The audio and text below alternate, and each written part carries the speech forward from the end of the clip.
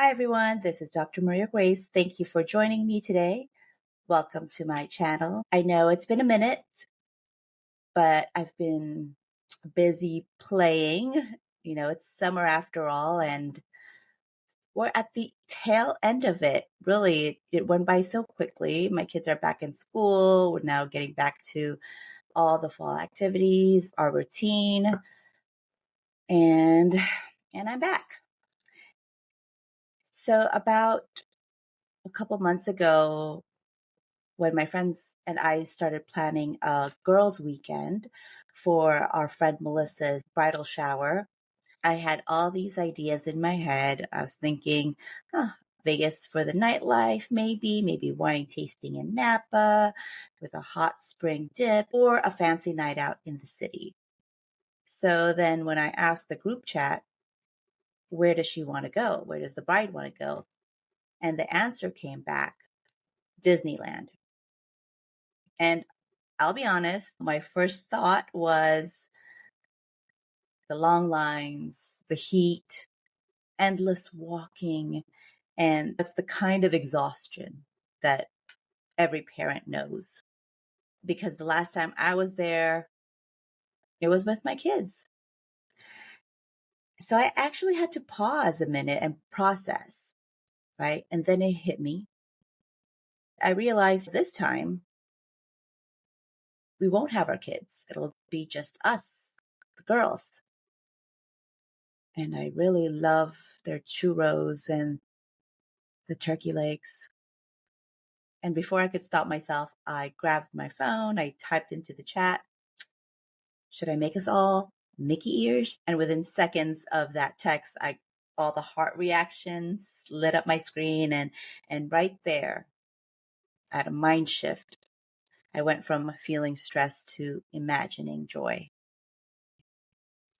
And today I want to talk about the neuroscience of play, because play is the very thing that help us adapt and connect and grow. And if you could think back to the time you played hide and seek, right?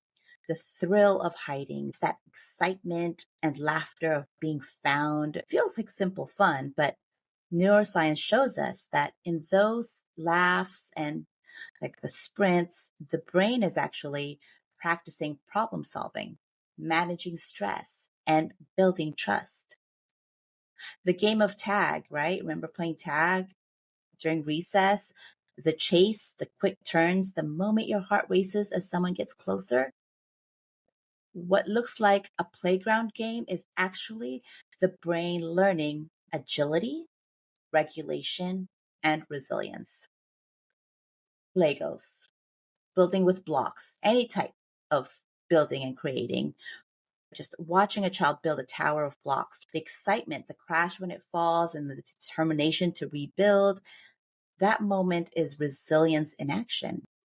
Neurons rewiring, confidence forming, creativity sparking. So today I want to share 3 powerful lessons that play teaches our brains. 1, play soothes the nervous system. What neuroscience shows us is that play changes how the brain and body function.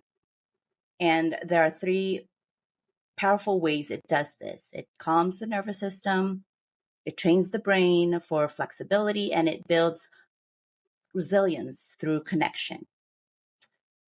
So how it calms the nervous system: when we're under stress, the parasympathetic nervous system goes quiet. That means the breathing becomes shallow, the heart rate speeds up, and the body tenses up, braces for danger.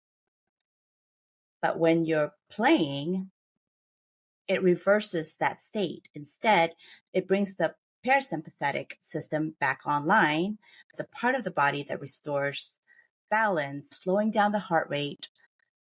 That means your breath deepens and your muscles relaxes. The body receives the message of safety, and then the mind follows. Play shapes the brain for regulation and flexibility. Play activates the prefrontal cortex, which is the part of the brain that helps us adapt and make decisions and regulate our emotions. So think of a child playing tag, right? They're laughing, chasing, recovering from being caught, and jumping back in. That cycle trains the brain to handle surprise and bounce back faster. So play is an emotional practice disguised as fun. And the third one is that play builds resilience through connection.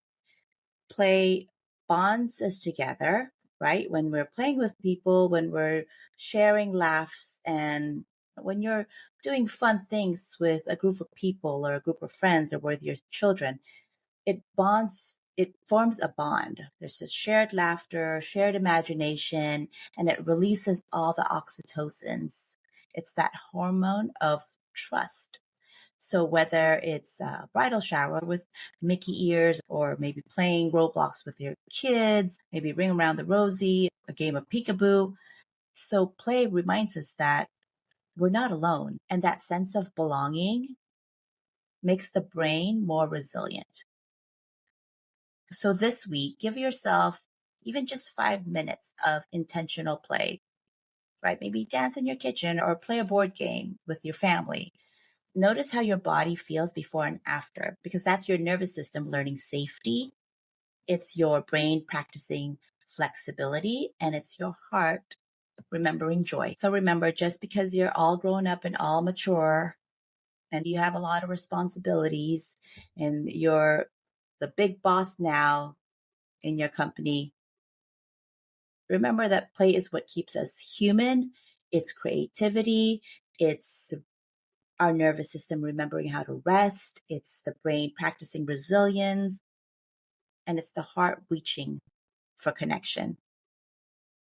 When we stop playing, we lose the very skills that makes life worth living. If you agree and you've taken away something from this video, I would love for you to share. So many people out there who needs to hear this will remember to play. Thank you. Till next time.